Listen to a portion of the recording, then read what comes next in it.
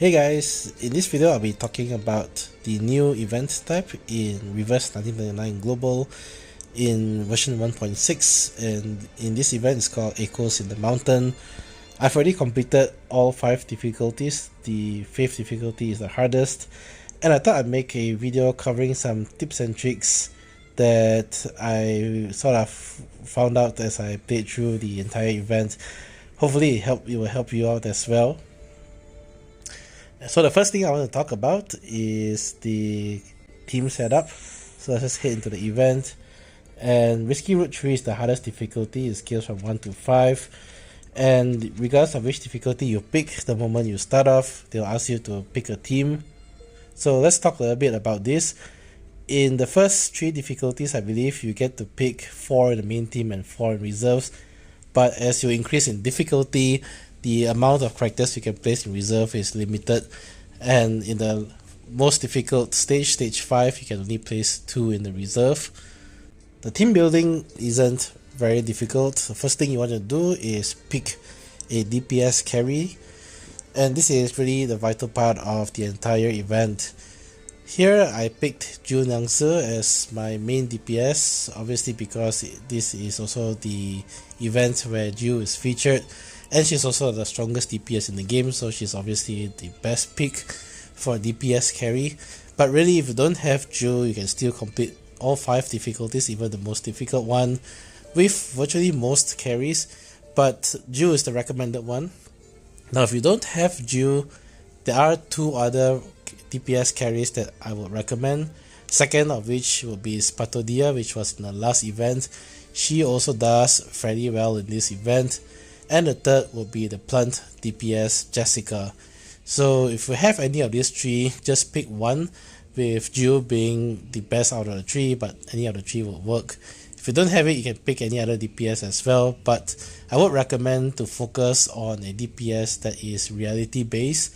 It would give you an easier time, for the first reason that some of the artifacts in this event supports reality type damage, and also some of the fights in this game has enemies with higher mental defenses, so reality DPS would have an easier time overall. Once you've picked your main DPS, place it in slot number 1 in your main team, and then for the other 3 slots you just want to pick support units that sort of built around your main DPS. In this case I used 6 Tooth Fairy and Beacon Bloom. I don't have 37, obviously 37 would also be a good pick here because she synergizes well with Ju, and you could also slot her in as well if you wish. But the idea is that the other 3 party members in your main team are all there to support the damage of your main DPS. So another example is, if you use something like Jessica, then you probably want Sotheby as your main healer because she can also apply poison. So this sort of build around the main DPS, very similar to the U2 U2 event in the game. You really just want to have one DPS and focus everything else around that DPS. Now what about the reserves? The reserves you don't really need, I think, in the first 3 difficulty, because it's easy enough that you can smash the whole event with just your main team. But as you get into difficulty 4 and 5, the healing penalty is very severe and the enemies do a bit more damage, so you really need someone in your reserve to help you sustain the early parts of the event when your level is capped. And I'll talk about the levels later on in this video. I would recommend at least 1 secondary healer in your reserves. Here I actually have 2 healers, Mad Pocket and Yenisei, but any healer would do. Yenisei and Mad Pocket are actually the top picks. Why? Because they also have damage mitigation, which is extremely huge in this event. Mad Pocket can apply Sturdy on everyone in your party with his heal, and likewise Yenisei applies Sturdy to 1 unit, but she also has a debuff on an enemy that will reduce damage stun, and she can also apply shields and debuff immunity as well. The challenge in this event is really the early parts of the stages when your insight and level is capped, meaning it will be more difficult for you to do damage, and you'll also be taking more damage than you normally would. So this is when the reserves come in, where they will help you to be topped off in health. And in some fights early on, you may want to bring in 2 healers as well. So what I do in my example here is just swap out Pokemon Bloom for one of the healers, and just double heal through some of the early stages. Beyond healers, damage mitigation, like I said, is extremely useful. Why? Because the penalty in stage 4 and 5 is only penalty affecting healing. It doesn't affect damage mitigation. So for example, you could use someone who can apply shields. Tenant is a very good example. Her shields are not penalized in any way in this event, so you can use her and cast shields every round, and her shields also reduce the amount of damage that you take. I would have used her, except that I haven't built her yet, so she's also a very good pick for a reserve unit to help you survive the early stages, or the early parts of the stages I should say. Alongside that, other characters who can apply sturdy buff such as Voyager would also be very useful here as well, to help you get by the earlier parts of the stage. Which I suppose brings me to the second tip in the video, which is regarding surviving the harder difficulties. Now there are 5 difficulties as I've mentioned, and the differences between the difficulties is that you get a higher penalty in healing done and leeching rate. So essentially anything that restores HP gets penalized, and in the hardest difficulty at level 5, everything that heals is cut by half. So this is why I mentioned earlier, to survive early on, you can't just rely on one healer, especially in stages 4 and 5 difficulty. You need to get some other form of damage mitigation in. Damage mitigation still works fully, and they aren't penalized. So as I mentioned, if you have characters that can apply shields, or the sturdiness buff, or any other way to mitigate damage, they help out tremendously in your early survival.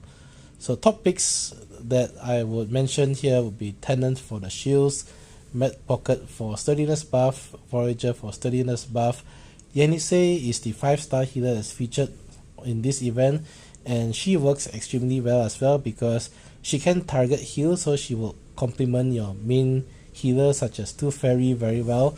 Plus her heal also applies sturdiness buff on the target, and if you manage to get through to her ultimate also provides shields to the entire party, which is extremely helpful for early survival. Next up, as you play through the event, there are different event type nodes as you proceed through the area, and you always start off with the minor obstacle node, as you can see here, which is the initial easy fight for every single area.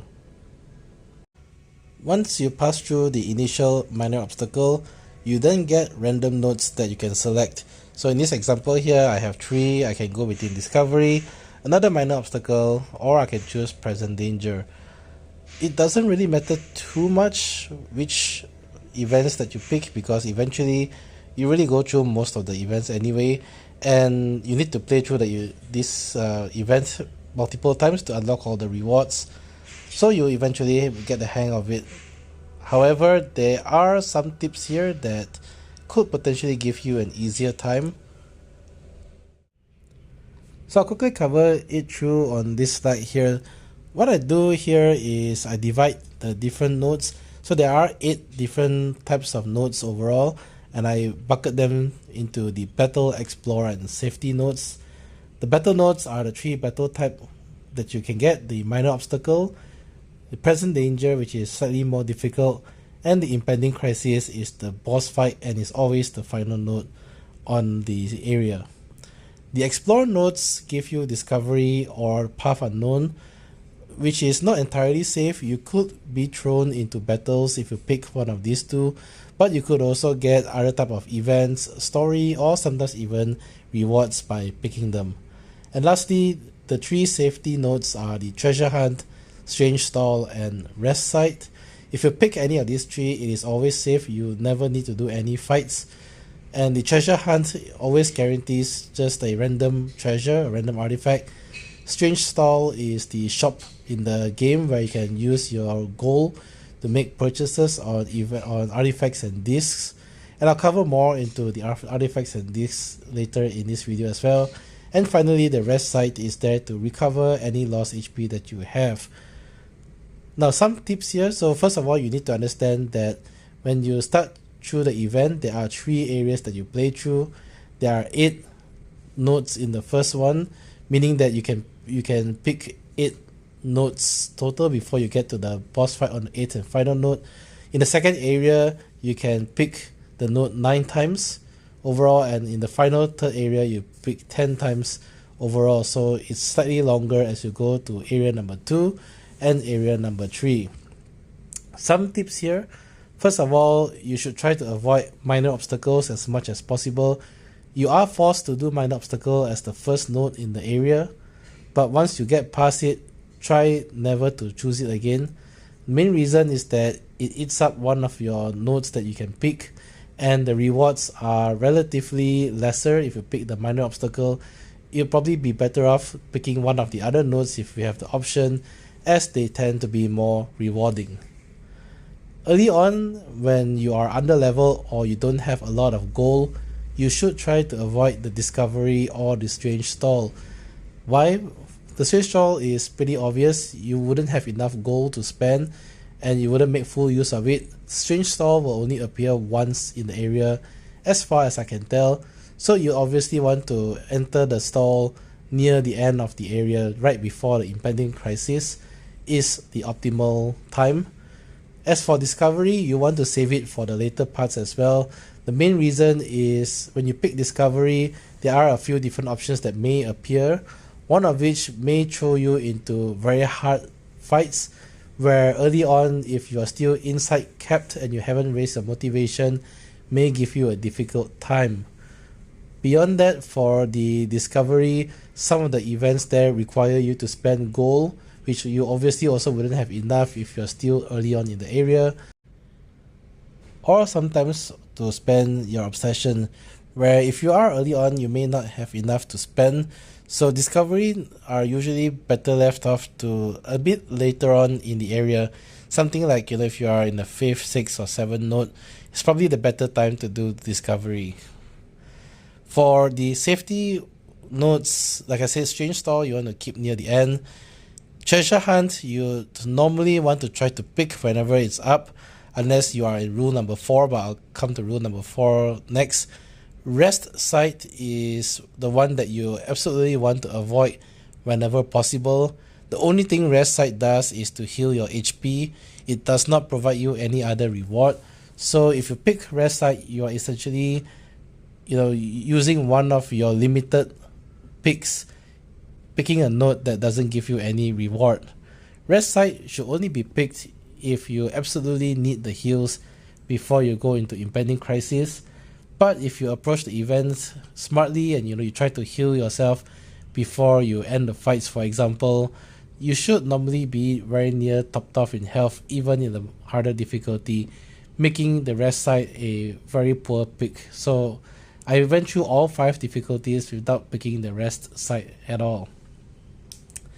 The last rule, prioritize present danger node or the path unknown node if you have the artifacts that gives bonus rewards for them.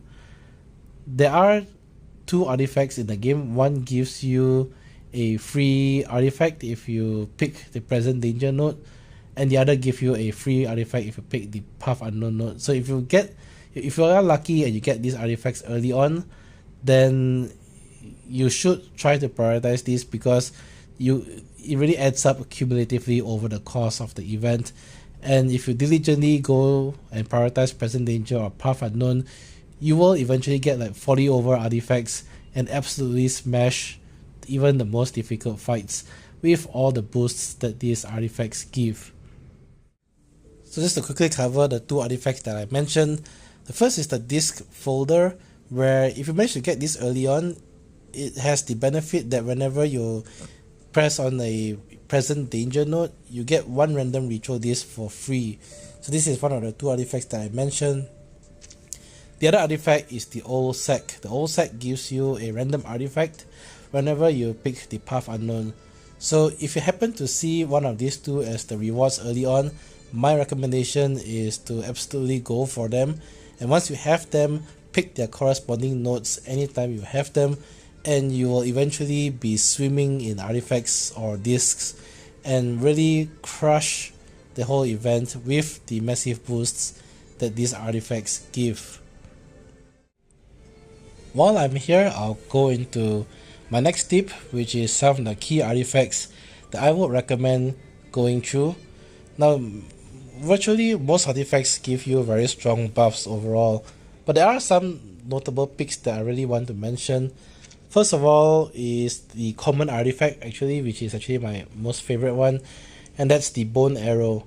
Normally the bone arrow is pretty just okay.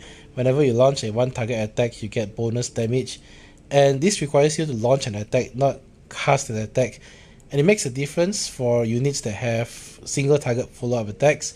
And Jill obviously comes to mind because whenever Jill does either her channel or her single target attack, she does a follow-up attack, and that also triggers the bone arrow again.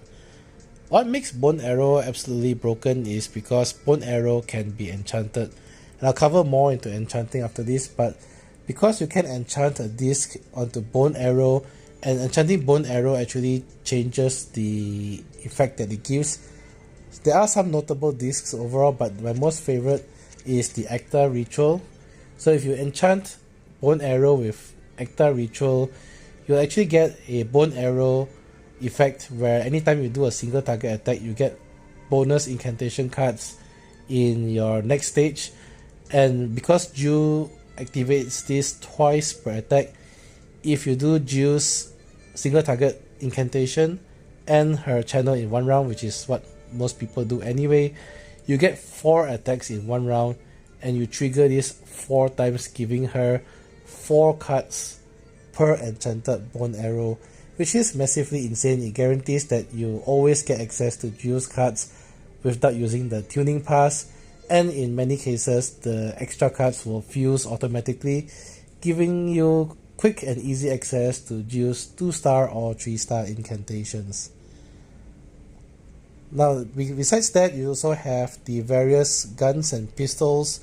So one common artifact here is the Crooked Gun, which already boosts reality damage.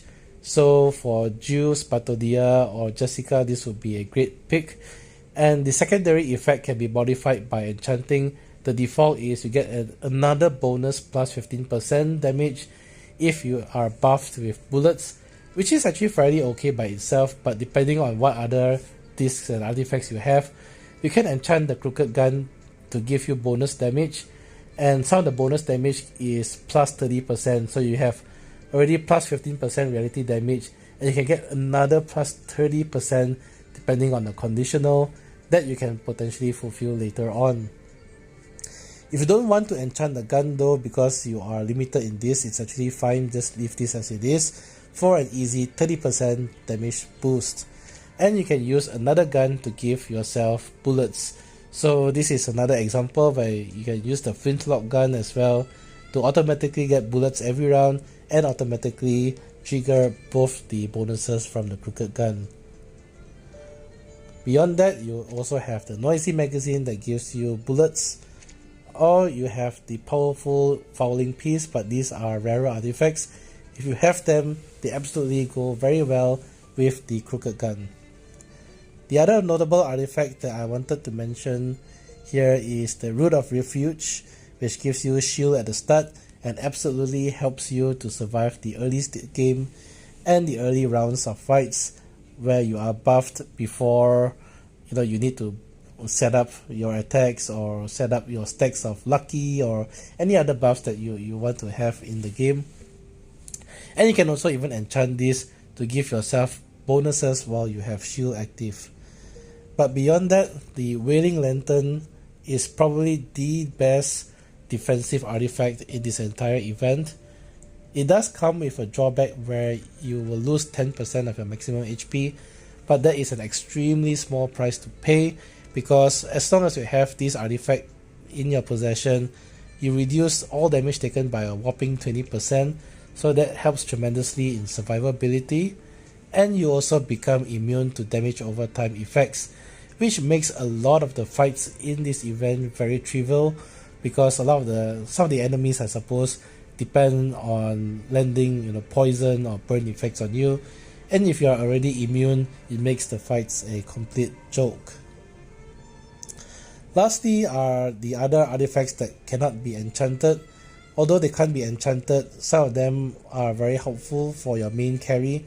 So for example, you have artifacts that gives you lucky, such as the rabbit's foot, or here you have the right glove that gives you lucky stacks.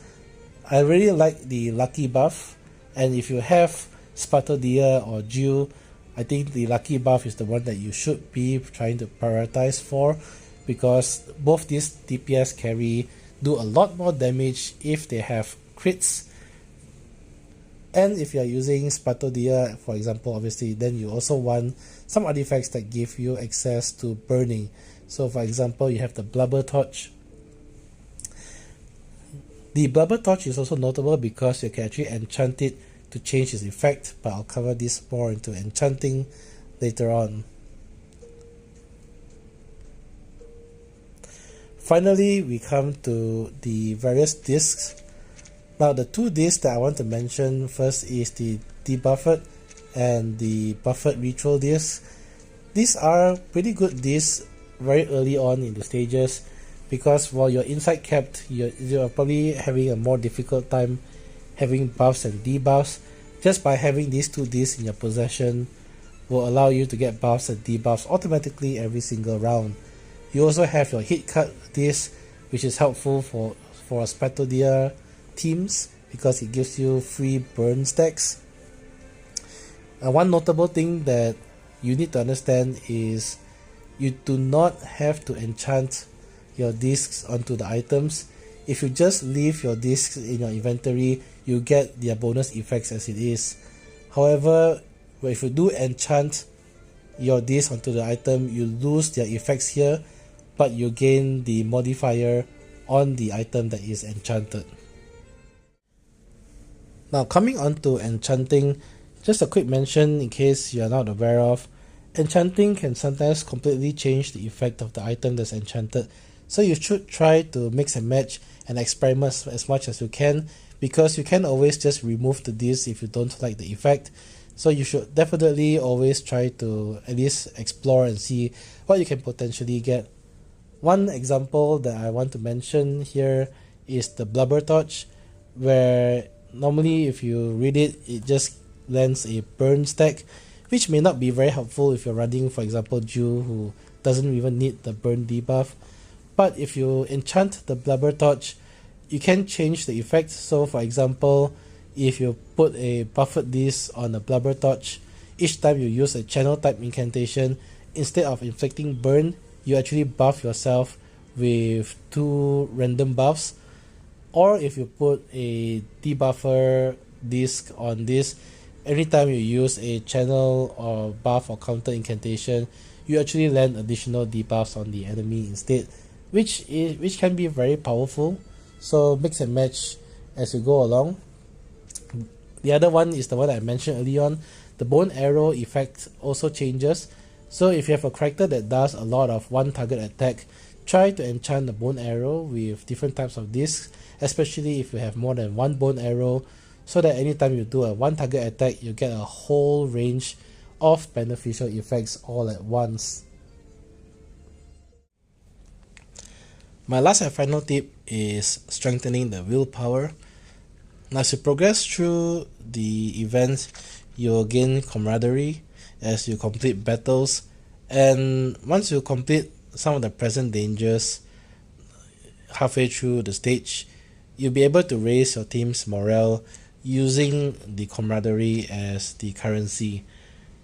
There are a few tiers to this. So initially, your characters are kept in levels. So for example, 6-star characters are kept at Insight 1 level 40, whereas 5 stars are kept at Insight 2 level 10.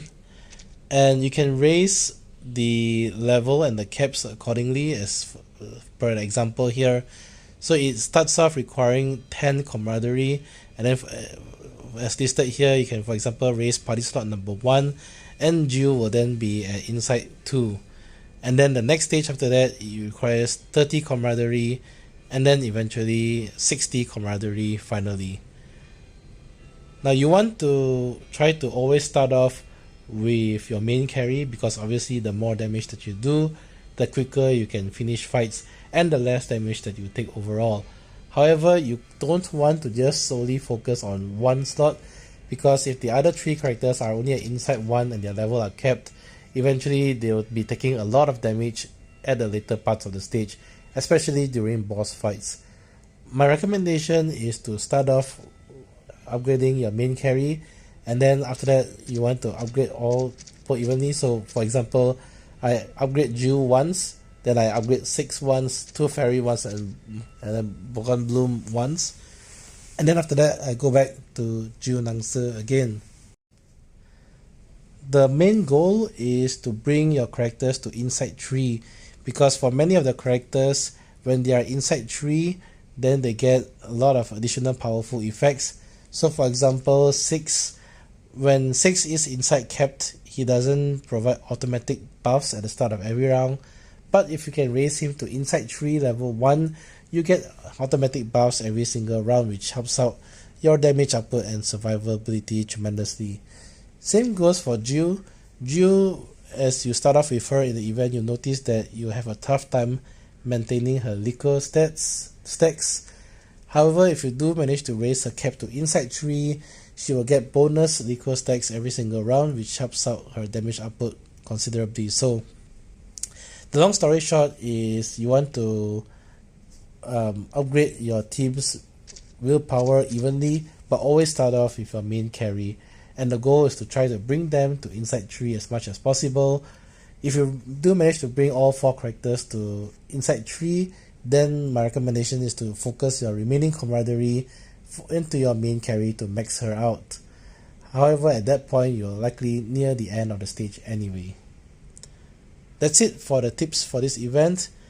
If you have any other tips, do feel free to mention them in the comment, and good luck going through the first roguelike dungeon in Reverse 1999 Global.